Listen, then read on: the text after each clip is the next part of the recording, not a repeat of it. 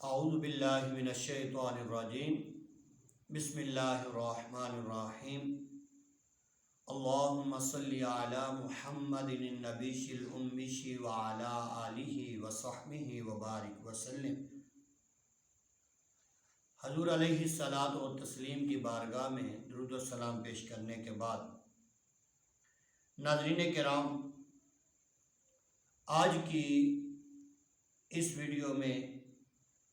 ہم جو ہے وہ مفسدات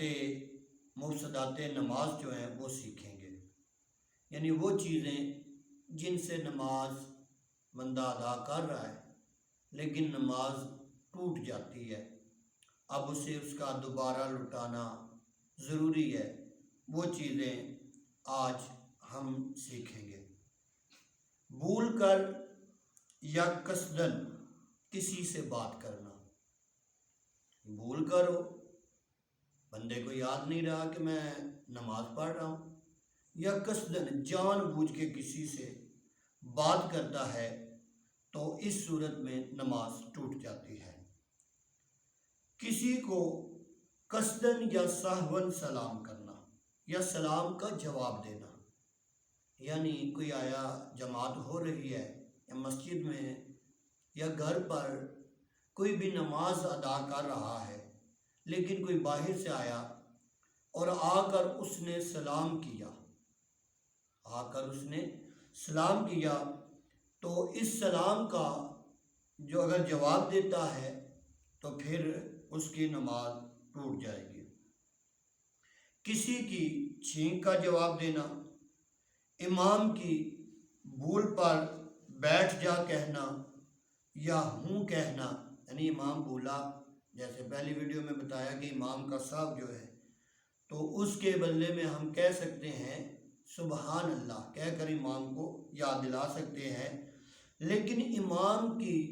بھول پر اگر کوئی اردو کا یہ لفظ استعمال کرتا ہے،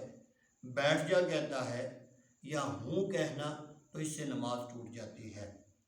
اللہ تعالیٰ کا نام سن کر جل جلالہ اور حضور صلی اللہ علیہ وآلہ وسلم کا نام سن کر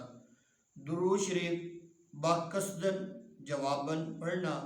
اور اگر باقصد جواب نہ ہو تو حرج نہیں، یعنی قصدن پڑھنا تو پھر نماز ٹوٹ جائے گی، اگر قصدن نہیں تو پھر نہیں ٹوٹے گی۔ اپنے امام کے سوا دوسرے کو لقمہ دینا، یعنی امام بھول رہا ہے تو اس کے علاوہ کسی اور کو لقمہ دینا، تو وہ جو ہے نماز ٹوٹ جاتی ہے۔ درد یا مصیبت کی وجہ سے آہ اف وغیرہ کہنا، اور اگر بے اختیار مریض وغیرہ سے آہ او نکلی تو معاف ہے، یعنی قصدن کہے گا،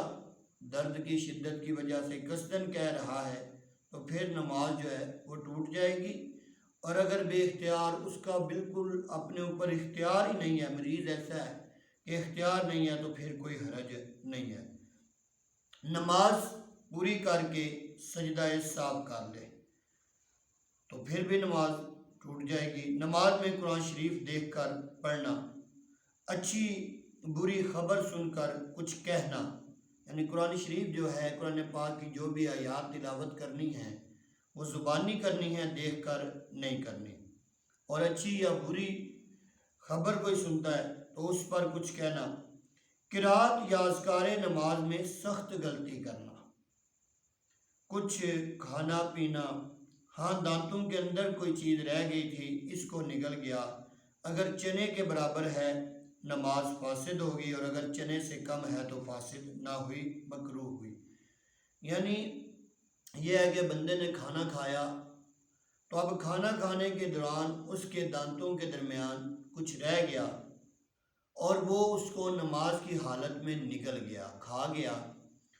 تو اب اگر وہ اس کی مقدار چنے کے دانے کے برابر ہے تو پھر جو ہے وہ نماز فاسد ہو جائے گی، اور اگر چنے کی مقدار سے کم ہے تو اس صورت میں نماز مکروہ ہوگی، فاسد نہیں ہوگی۔ بلا عذر سینہ کو قبلہ سے پھیرنا، بچہ کا عورت کی چھاتی چوسنا اور دودھ نکل آنا۔ عورت نماز میں تھی، مرد کا بوسہ لینا یا شہوت سے اس کا بدن چھونا۔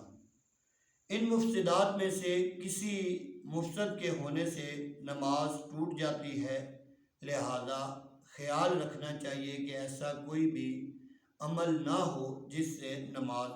فاسد ہو جائے۔ اللہ تعالیٰ دین متین کو سمجھنے کی توفیق عطا فرمائے، آمین۔